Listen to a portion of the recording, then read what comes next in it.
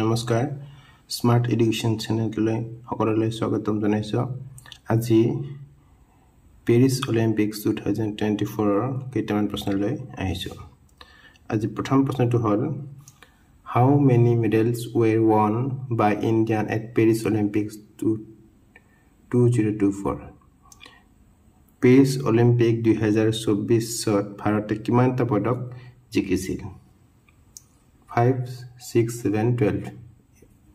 Your answer to all 6. 33তম গ্ৰীষ্মকালীন Olympics 2024 চনৰ 11 আগষ্টত ফ্ৰান্সৰ পেৰিছত সমাপ্ত হয় আইঅচিৰ সভাপতি থমাছ বাক আৰু ফৰাচী সাঁতোৰবিদ লিয়ন মাৰ্চেণ্ডে অলিম্পিকৰ শিক্ষা নিৰ্বাচিত কৰে অলিম্পিকৰ পতাকা আমেৰিকা যুক্তৰাষ্ট্ৰৰ লছ এঞ্জেলেছলৈ হস্তান্তৰ কৰা হৈছিল যে 2028 চনত 34তম গ্ৰীষ্মকালীন অলিম্পিক আয়োজন কৰিব ভাৰতে পেৰিছ অলিম্পিকলৈ 117 জন জনীয়া দল এটা প্ৰেৰণ কৰে আৰু 6টা পদক লাভ কৰে এটা ৰূপ আৰু 5টা ব্ৰঞ্জ এবাৰ 2 নম্বৰ প্ৰশ্নলৈ আহিছো Aman চেহৰাট who recently won bronze medal at Paris Olympics 2024 is associated with which sports শেহতীয়াকৈ পেৰিছ অলিম্পিকত 2024ত ব্ৰঞ্জৰ পদক অৰ্জন কৰা আমান চেহৰাট কোনটো ক্ৰীড়াৰ সৈতে জড়িত বক্সিং ৰেসলিং টেবুল টেনিস ইয়াৰ শুদ্ধটো হ'ল ৰেসলিং 2024 চনৰ পেৰিছ অলিম্পিকত ভাৰতৰ আমান চেহৰাটে পুৰুষৰ 57 কিলোগ্ৰাম শাখাত ব্ৰঞ্জৰ পদক অৰ্জন কৰে যি ভাৰতৰ ৰেসলিং ইতিহাসত এক গৌৰৱৰ মুহূৰ্ত হিচাপে চিহ্নিত হয় 2003 চনৰ 16 জুলাইত হাৰিয়ানাত জন্মগ্ৰহণ কৰা চেহৰাট তাৰ ফ্ৰীষ্টাইল কৌশলৰ বাবে জনাজাত ব্ৰঞ্জৰ পদকেৰে খেলখনত তেওঁ পুয়েৰ্টো ৰিকৰ ডাৰিয়ান টইক্ৰুজক 13-5 গলত পৰাস্ত কৰে এইবাৰ 3 নম্বৰ প্ৰশ্নলৈ আহিছো Recently, which Indian wrestler has announced her retirement after being disqualified from the Olympics? শেহতীয়াকৈ কোনজন ভাৰতীয় ৰেসলাৰে অলিম্পিকৰ পৰা অযোগ্য হোৱাৰ পিছত অৱসৰ কৰিছে আমান চেহৰাট বিনেশ ফোগাট নিশা দাহিয়া অংশু মালিক ইয়াৰ শুদ্ধটো হ'ল বিনেশ ফোগাট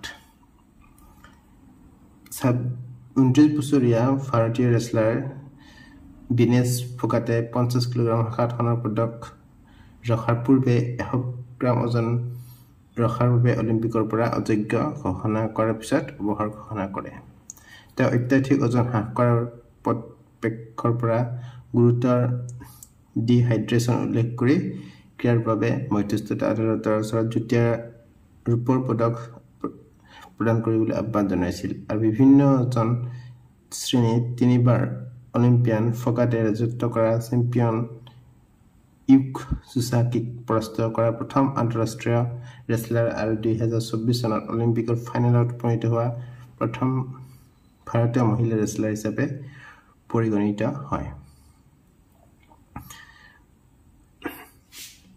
এইবাৰ 4 নম্বৰ প্ৰশ্নলৈ আহিছো Recently, Neeraj Chopra won which medal in the men's javelin throw event at the Paris Olympics 2024?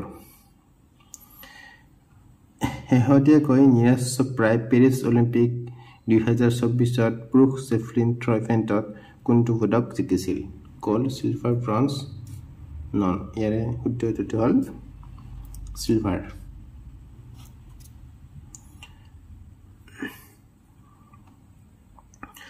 Neeraj চোপ্ৰাই 2024 অলিম্পিকৰ পুৰুষ জেভলিনত 89.45 মিটাৰ থ্ৰৰে সিলভাৰ পদক জিকিছিল, যিটো তেওঁৰ ছিজনৰ সৰ্বশ্ৰেষ্ঠ। পাকিস্তান আৰছাদ নদীমে 92.97 মিটাৰ ৰেকৰ্ড ব্ৰেকিং থ্ৰৰে গ'ল্ড মেডেল লাভ কৰিছিল। আজিতো জেভলিনত পাকিস্তানৰ প্ৰথমটো গ'ল্ড মেডেল। এবাৰ 5 নম্বৰ প্ৰশ্নটো লৈ আহিছোঁ। Which department recently released a set of commemorative postage stamps to celebrate the Paris Olympics 2024?